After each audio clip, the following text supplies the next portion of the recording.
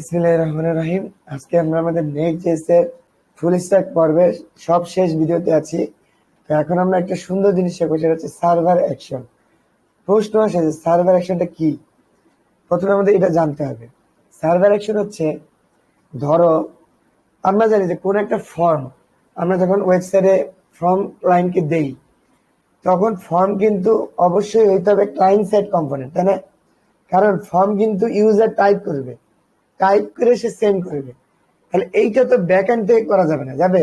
এটা অবশ্যই করতে হবে কোথা থেকে? ফ্রন্ট এন্ড থেকে। এখন আজীবন কালে এটাই হয়ে আসতেছে, মানে ফর্ম সবসময় কোথায় থাকে? ফ্রন্ট এন্ডে থাকে।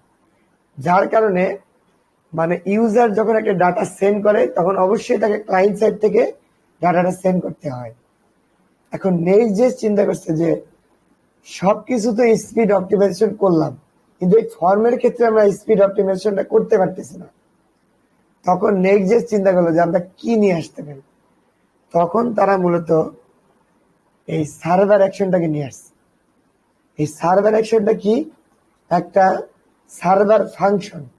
সোজা কথা শুনে রাখো, একটা সার্ভার ফাংশন যে কি করে, তুমি যদি ফর্মকে সার্ভারেও রাখো, তারপরেও ক্লায়েন্ট যদি কোনো একটা কিছু সেন্ড করে, তাইলে ওটা সার্ভার থেকে কি হবে? রিকোয়েস্ট যে তোমার ডাটাটাকে নিয়ে সার্ভারে সেট করে দেবে। মানে ওই যে আগের যে প্রবলেমটা, ফ্রন্ট এন্ড থেকেই ডাটা যাইতে হবে, এই যে কন্ডিশনটা, এটা আর কি নাই, কোনো দরকার নাই। বুঝতে পারছো? এটাকে আমরা বলতেছি সার্ভার অ্যাকশন। তো এখন দেখলে পুরো ক্লিয়ার বুঝতে পারবো। যেমন নর্মালি আমরা কি করতাম, আমরা রিভিউ 3 কাজ করি, ঠিক আছে? প্যারালালটাকে আমি শুধু রেখে দিচ্ছি একটা জায়গায় যাতে তোমরা দেখতে পারো। আমি জাস্ট এতটুকু কাট করে ধরো এখানে রেখে দিলাম, রেখে এটা পুরোটা কমেন্ট আউট করে দিলাম যাতে কোডটা থাকে। গেল। তো এইটার মধ্যে আমি সার্ভার অ্যাকশন লিখবো। তাহলে আমরা আগে কি করতাম দেখো, এবার সব বাদ দিই।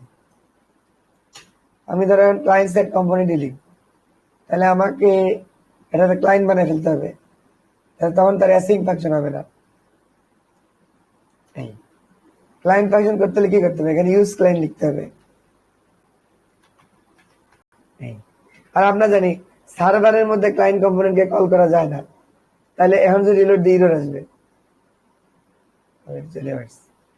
এই যে ক্লায়েন্ট কল করছে কার মধ্যে? এইটার মধ্যে। এখানে কিন্তু ইরর দিচ্ছে, এই যে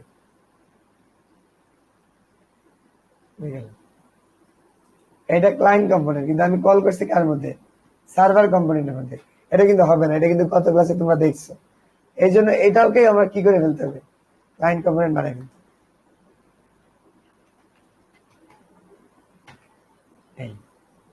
এইটা ইরর কেন দিচ্ছে দেখি। টাইপ স্ক্রিপ্ট ইরর, খুব ক্রিটিক্যাল কিছু। আচ্ছা, ভিতরে তো কিছু নাই, এই জন্য। বুঝতে পারছো? আচ্ছা, রিটার্ন করলাম কিছু একটা ডিপ, ধরো হ্যালো। এবার দিদি ইররটা চলে যায় কিনা, হ্যালো আসছে। আচ্ছা, এখানে কিন্তু এই ইররটা চলে গেছে। এটা যদি ক্লায়েন্ট না করতাম তাহলে কি হতো দেখি।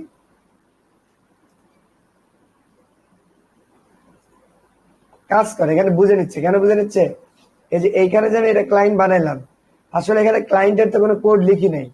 এই জন্য নেক্সট করছে কি, ক্লায়েন্ট লেখা সত্ত্বেও একবার সার্ভার এটাকে রেন্ডার করছে। আর এটার মধ্যে তো মানে ইউজ স্টেট, ইউজ ইফেক্ট এই টাইপের কিছু নাই। এই জন্য আমাদের কোনো ইরর আসে নাই। কিন্তু ধরো কোনো কারণে এখানে ইউজ স্টেট নিয়ে আসলাম, এই যে, এবং এটাকে ধরো ভিতরে ইউজ করলাম, ধরো এখানে ইউজ করলাম।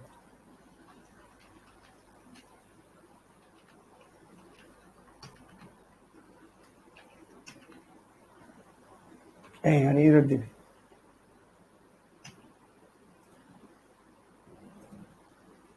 ভালোই বুঝতেছি, যাক ইন্টেলিজেন্স ভালো আছে, মানে ছোটখাটো কেসে ইরর ধরে না। কিন্তু ওই যে গত ক্লাসে কিন্তু দেখছিলে ইরর কিন্তু ধরছে, মানে হাই লেভেল ইয়ার ক্ষেত্রে ইরর ধরে। এখন আমি এটা ক্লাইম করে দিলাম। আচ্ছা, তাহলে এখন এখান থেকে আসতেছে, যে এখান থেকে। তাহলে এখন আমরা ফর্ম তৈরি করি একটা, ধরো একটা ফর্ম বানাইলাম, একটা একটা ফিল্ডে বুঝাই, বেশি ফিল্ড দেওয়ার দরকার নেই। ধরো একটা ফিল্ড আছে name, input type text, name কি দিলাম, ধরো নেমই,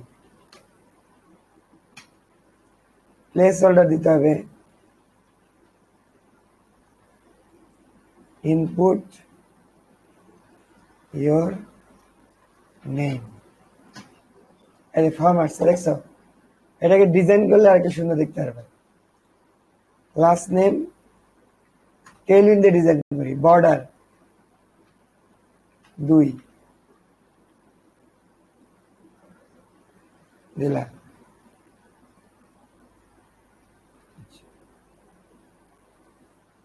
বর্ডার স্পেসিং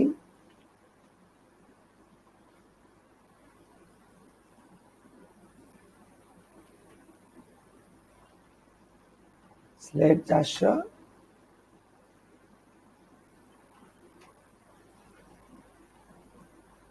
এই বর্ডার। তাহলে আমি বুঝতে পারছি, রাউন্ডেড দেই, লাস্ট গোল হয়ে যাবে। এই তাহলে এটা আমার ইনপুট ফিল্ড। তাহলে এখানে আমি কিছু লিখতে পারি। এখন এই ডাটাটা নেওয়ার উপায় কিন্তু আমরা একটা ক্লাসে শিখছি, এটা কিন্তু বহুত আগের কথা, যে কিভাবে ডাটা নেওয়া যায়, এটা কিন্তু বহুত আগে শিখছি। তাহলে আমি একটা ওয়েতে ডাটা নেই ক্লায়েন্ট সাইড থেকে। ধরো ক্লায়েন্ট একটা বাটনে চাপ দিবে, নিচে একটা বাটন দিলাম, ইনপুট টাইপ সাবমিট। 3টা ওয়েতে ডাটা নেওয়া যায়, তার মধ্যে আমি একটা করতেছি। কনফিউশনের কোনো কারণ নাই, না মনে পড়লে ওই যে আগের ভিডিও দেখতে হবে। ধরে দিলাম সাবমিট। আচ্ছা, এভাবে দেওয়া যাবে না, ওই প্লেস হোল্ডার দিয়ে দিতে হবে।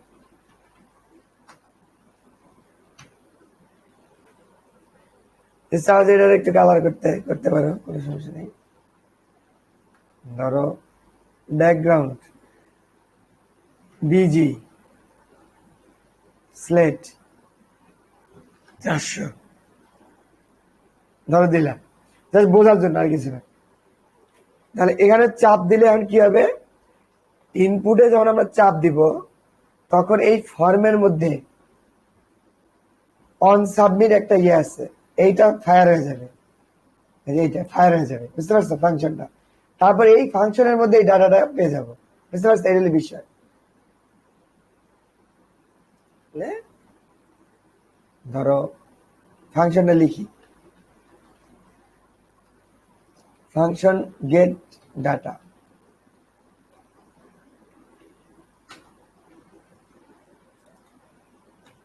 এই ফাংশনটা ফায়ার হয়ে যাবে। এই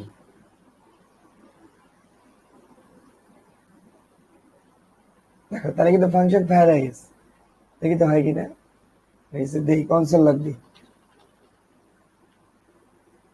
হ্যালো, দেখি ক্লায়েন্টের কাজ করে কিনা।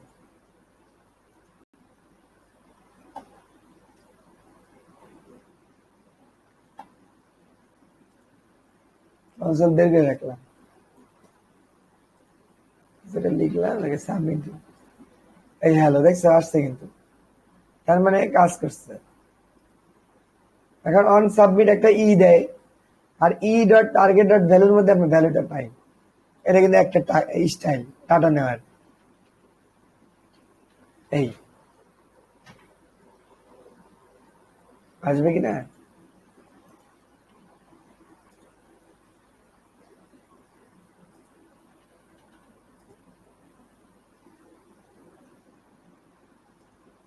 কি এত ইরোড দেয়।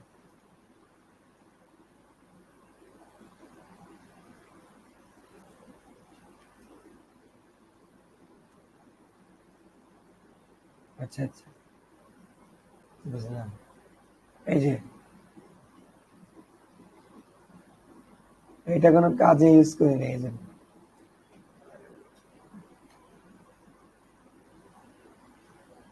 আচ্ছা, আগে আমরা ইটাই দেখি, এর মধ্যে কি আছে, তাহলেই তো হয়ে যাচ্ছে।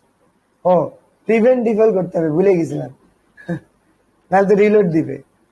মনে আছে যে ফর্মের বৈশিষ্ট্য হচ্ছে সাবমিট করলে একবার রিলোড দেয়, কিন্তু আমরা তো নেক্সট জেস অ্যাপ ইউজ করতেছি, মানে রিয়াক্ট জেস, তাহলে আমাদের রিলোড দেওয়ানো যাবে না। এই জন্য ই ডট প্রিভেন্ট ডিফল্ট করতে হবে, এইবার মানে কাজ করবে। তারপর আমি ই দিয়ে দেখতেছি কি আসে।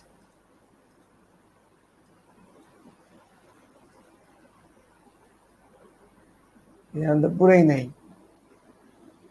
তখন তো আসছিল, এখন তো তাও আসে না।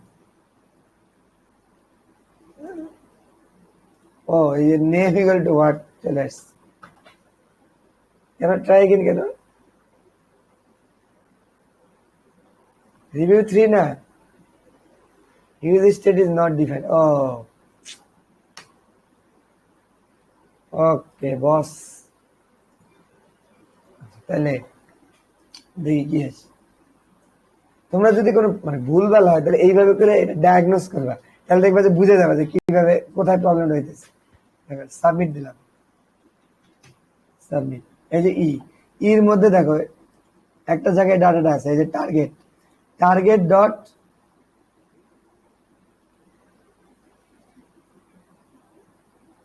অনেক ডাটা দেখছো, এগুলো ফর্ম থেকে আসছে। বাবা রে বাবা,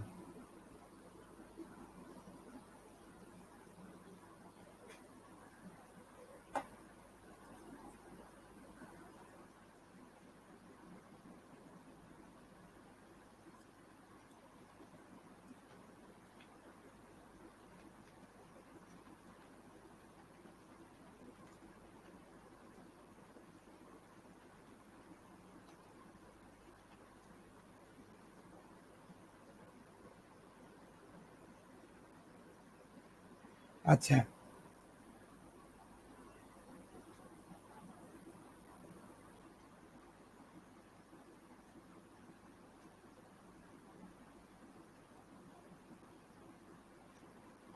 ডট টার্গেট, তাহলে এইভাবে করে কিন্তু আমি ডাটা পেয়ে যাচ্ছি। ঠিক আছে, এটা হলো ইয়ার ক্ষেত্রে, মানে তোমার নর্মাল কেসে আমি এভাবে ডাটা পাবো। কিন্তু আমার কথা হচ্ছে যে এইভাবে করলে তো ক্লায়েন্ট সাইড থেকেই তোমাকে করতে হচ্ছে, এটা তো তোমার ব্যাক এন্ডে তুমি যাইতে পারলে না।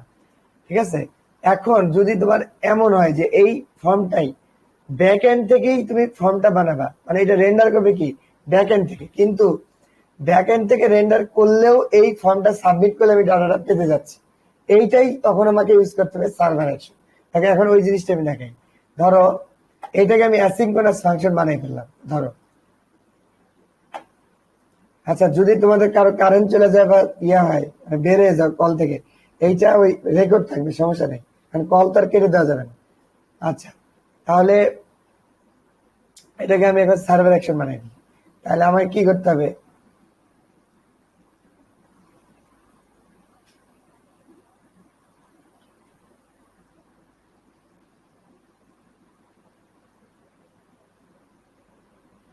আমাকে একটা অ্যাসিং ফাংশন কিন্তু বানাইতে হবে, কারণ এটা এখন আমি ব্যাক এন্ড ইউজ করবো। তাহলে এটা তাই করে ফেলি, এখন আর ব্যাক এন্ড থাকবে না, ফ্রন্ট ব্যাক এন্ড হয়ে যাবে।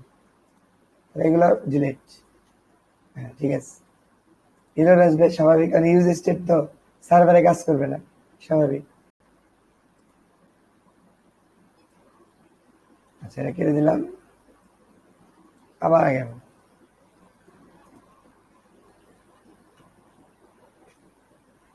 অ্যাসিং ফাংশন গেল, তাহলে এই যে ফর্মটা আগের মতোই আছে গেল।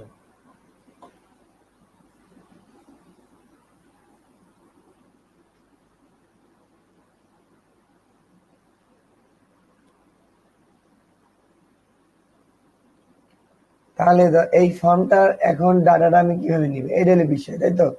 তাহলে এখন এইটা এখন চলে যাবে একটা জায়গায়, সেটা হচ্ছে অ্যাকশনে। নেটে একটু প্রবলেম করতেছে না,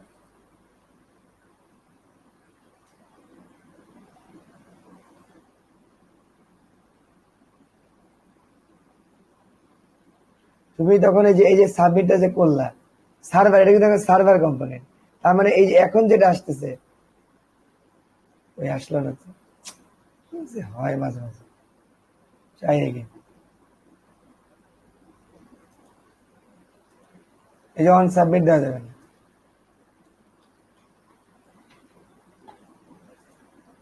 এই আসছে। মানে একটা ছোট্ট ভুল এলে এটা অনেক বড় ভুল হয়ে যায়। এটা গেল, এটা কিন্তু এখন সার্ভার থেকে আসতেছে। আচ্ছা, তাহলে সার্ভার কম্পোনেন্ট যদি হয় তাহলে এখন ফর্মের ডাটাটা নিব কিভাবে? সার্ভার থেকে, মানে এটা ক্লায়েন্ট সাইড থেকে আমি করতে যাচ্ছি না। তাহলে ক্লায়েন্ট সাইড থেকে যদি করি তাহলে তো স্পিড অপটিমাইজেশন হইলো না। এই জন্য আমাকে সার্ভার থেকে করতে হবে। এই জন্য এখন সিনডি একটা কাজ করবে, এই ফর্মের একটা নাম দিবে, যে নেম, নেম, এই যে একটা নাম দিলাম এতটুকু। আর অ্যাকশনে যা দিব কি, মানে এই ফর্মটা চাপ দিলে কোন ফাংশনটা কল হবে সেটা দিয়ে দিব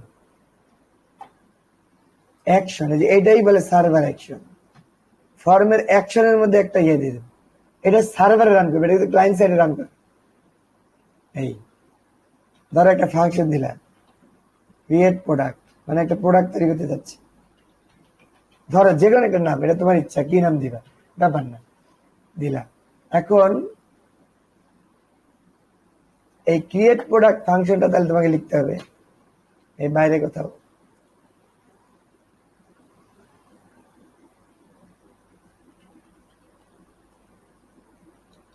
ডেফিনেটলি অ্যাসিং ফাংশন।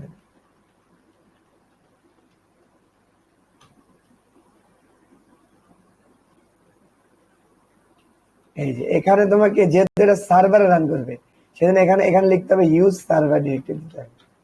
ঠিক আছে, এই দিলাম। এখন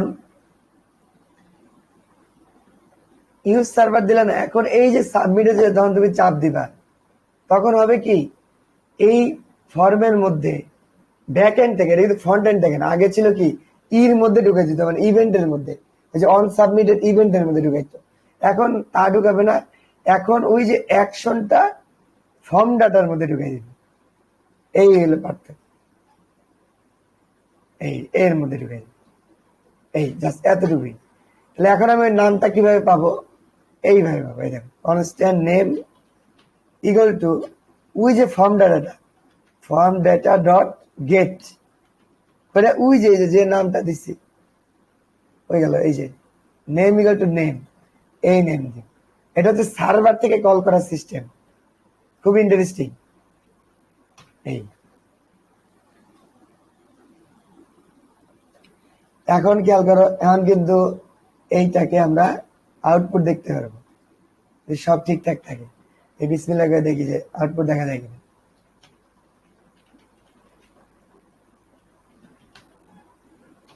এখন কিন্তু ফর্ম ডাটাটা ক্লায়েন্ট থেকে কাজ করতেছে না, করতেছে কোথা থেকে, ডেফিনেটলি সার্ভার থেকে কাজ করছে। যখন আমি অ্যাসিং ফাংশন দিলাম তখনই তো সার্ভার, সার্ভার কম্পোনেন্ট হয়ে গেল। তার পরবর্তীতে আবার যখন আমি ভিতরে ইউজ সার্ভার ডিরেক্টিভ দিলাম, তার মানে এই ফাংশন ডেফিনেটলি কোথায় রান করবে, সার্ভারে। তার মানে ফর্মের ডাটা তুমি যদি সিকিউরলি হ্যান্ডেল করতে চাও, ধরো ক্লায়েন্টের পাসওয়ার্ড, ক্লায়েন্টের ক্রেডেনশিয়াল, বা ধরো ব্যাংকের কোনো তথ্য দিতেছো, যে কার্ডের পিন নাম্বার, ওবিবি, এই যে তথ্যগুলো গোপন, এগুলো ক্লায়েন্ট সাইড থেকে নেওয়া কিন্তু সুপার মানে রিস্ক। কেন, তুমি ক্লায়েন্ট থেকে, ক্লায়েন্ট যখন এন্টার দিল তখন কিন্তু হ্যাকার ওখান থেকে ডাটাটা নিয়ে যেতে পারে, বুঝতে পারছো?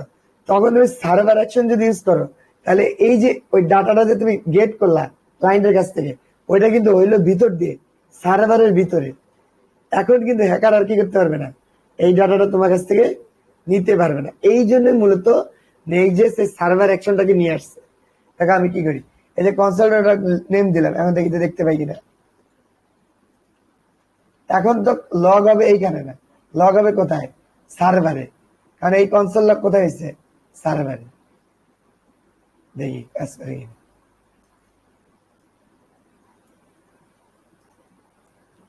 হ্যালো বা দিলাম ইয়া ইয়া বিন আতাহি, এই দেখছেন এসে পড়ছে। কত সুন্দর একটা ফিচার্স নেক্সট, এটা কিন্তু রিয়াক্ট দিয়ে আপনি জীবনে করতে পারবেন না। মানে আপনার রিয়াক্ট দিয়ে ধরেন আপনাকে একটা প্রফেশনাল ওয়েবসাইট একজন বানিয়ে দিচ্ছে, কারণ তার তো আপনার পেমেন্ট গেটওয়ের তথ্যগুলো নিতে হবে। আপনি কি করবেন, ওই ফ্রন্ট এন্ডে তো কাজ করবেন, কিন্তু ফ্রন্ট এন্ডে এই যে কার্ড, ক্রেডিট কার্ড, এগুলোর তথ্য না কিন্তু সুপার ক্রিটিক্যাল। মানে ধরেন আপনি একটা তথ্য ক্লায়েন্ট দিল, সিভিভিউ দিল, আর কোন একটা হ্যাকার আপনার ওই কোডটাকে হ্যাক করে রাখছে, আপনার ক্লায়েন্ট যখন সাবমিট দিবে ওটা তো ক্লায়েন্ট থেকেই রিকোয়েস্ট যাবে, ওই চলে যাবে হ্যাকারের কাছে। কিন্তু এখন দেখেন এই যে ফর্মেট ডাটাটার এই পুরা কাজটা হচ্ছে কোথায়, সার্ভার। এই যে এই ডাটাটা যে পেলাম কোথায় পেলাম, সার্ভার। এটা কিন্তু ক্লায়েন্টে আসেনি। তার মানে আমি পিছন থেকে সিকিউরলি কাজগুলো করতে হবে। আমি এই যে ওর ক্রেডিট কার্ড নিয়ে কি করার দরকার, এখন আমি পিছন থেকে ডাটাবেজের মধ্যে কাজটা করে ফেলতে হবে। এই জন্যই মূলত এই যে যেহেতু অ্যাকশনের মধ্যে দিয়ে এই ফাংশনে রান করে এবং এটা সার্ভারে রান করে, এই জন্য এই ফাংশনের নাম সার্ভার অ্যাকশন। এরই মধ্যে দিয়ে আমাদের কি হয়ে গেল, আমাদের পুরো মান নেক্সট ফুল স্ট্যাক কমপ্লিট হয়ে গেল। আমরা মোটামুটি সব টপিক কভার করছি, একটা প্রফেশনাল প্রজেক্ট করার জন্য যথেষ্ট। এখন আমরা নেক্সট থেকে এক্সপ্রেস শুরু করব, এক্সপ্রেস এবং আমাদের ডাটাবেস কাঙ্ক্ষিত, এটাই লাস্ট টপিকস। এই আর 1-1.5 মাস এটা করলে আমরা ইনশাল্লাহ কি হয়ে যাবো, ফুল স্ট্যাক ডেভেলপার। ইআইএ ভাই যেটা করবেন, আপনি আমাদের এখনকার যে রানিং কোর্স এটা করবেন, ঠিক আছে? মানে জাস্ট মরার মতো করতে পারেন না, কি এমনি জয়েন থাকবেন করে, একবার করা আপনার হয়ে যাবে, আপনি প্র্যাকটিস করতে থাকবেন। আর ওই যে নতুন যে গ্রুপে আপনি জয়েন আছেন, কালকে থেকে ক্লাস হবে, ওই গ্রুপে আপনি চাইলে ক্লাস করতে পারেন, কোনো সমস্যা নেই। যখন আমি আবার এই টপিক গুলোতে আসবো 3-4 মাস পরে তো আবার আসবো, তাই না? তখন আপনি এগুলো কি করবেন, রিভাইজ করে নেবেন।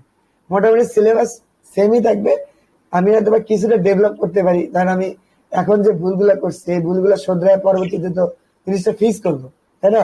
তখন আপনি ওই আপডেটেড তথ্যটা ওখান থেকে নিয়ে নেবেন। এভাবে করলে আপনি ইনশাল্লাহ হয়ে যাবে। ওইখানে আপনার কিছু করতে হবে না, যারা আপনার জয়েন থাকে আপনাদের জন্য ফ্রি, ঠিক আছে? আর এখন শুধু আর 1.5টা মাস কষ্ট করেন, তাহলে আপনার কি হয়ে যায়, পুরা কোর্সটা কমপ্লিট হয়ে যায়। বুঝতে পারছেন? আচ্ছা, জি ভাই, এমনি তো কোনো সমস্যা নাই।